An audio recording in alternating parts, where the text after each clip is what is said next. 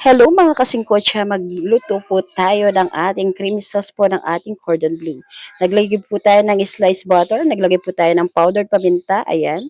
And then mekos-mekos lang po natin yan para matunaw yung ating butter, ayan. Tapos po naglagay po tayong isang kebab, ayan. Kahit anong brand po yan pwede mga kasingkotsa, ayan. Pero ako yan ang ginagamit ko kasi mas malasa yan at mas malinamnam. Tapos po, ayan, mekos-mekos lang po natin siya. Ayan, lang po natin siyang kumulo ng kumulo para po mapakulo ng gusto yung ating linagay na ebap. Tapos, pagkakulong-kulo na po siya, maglalagay po tayo ng pampalapot. Ayan.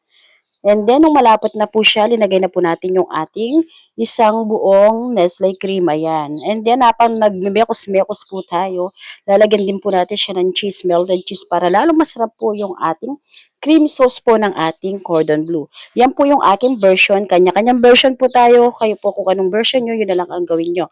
Pero para po, kung gusto yung masarap, ganyan po yung version ko mga beshi.